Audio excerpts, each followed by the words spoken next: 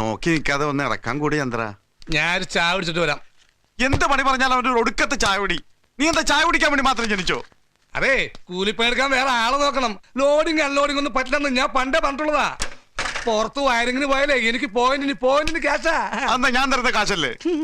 ദേ ഒരു കാര്യം പറഞ്ഞേക്കാം, ഇത് തന്റെ സ്ഥാപനമാണെങ്കിലും ഒരുമാതിരി മുതലാളിത്തോട് കാണിച്ചാണ്ടല്ല പിന്നെ ഒരു പള്ളി പെരുന്നാൾ തന്റെ ബൾബ് കത്തൂല. ആഗോളവൽക്കരണത്തിന്റെ കാലഘട്ടത്തിൽ ഒരുമാതിരി പെറ്റിപൂശയെ പോലെ പെരുമാറരുത്.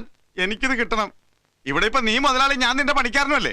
മേരിക്കുട്ടിയുടെ അപ്പനോട് അന്നേ ഞാൻ പറഞ്ഞതാണ്, സ്ത്രീധനമായിട്ട് എനിക്ക് ഈ സ്ഥാപനം വേണ്ടെന്ന്.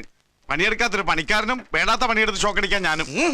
എന്ന് ഇയാളെ പിടിച്ചു അല്ലെങ്കിൽ വേണ്ട, ഇയാളുടെ പണ്ടാണെങ്കിൽ ജോലി ഞാൻ രാജിവെച്ചേക്കണം. ഇതെന്താ ടെസ്റ്റ്? എന്റെ രാജിക്കത്ത് ചന്ദ്ര ഓടോ.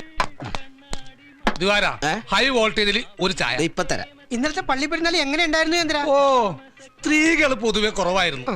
രാത്രി നാടകത്തിനാണെങ്കിൽ ലേഡീസ് തീരെ ഇല്ല. അതങ്ങനെ TV സീരിയൽ ഉപേക്ഷിച്ചിട്ട് ഇവറ്റകളൊന്നും പുറത്തിറങ്ങണ്ടേ.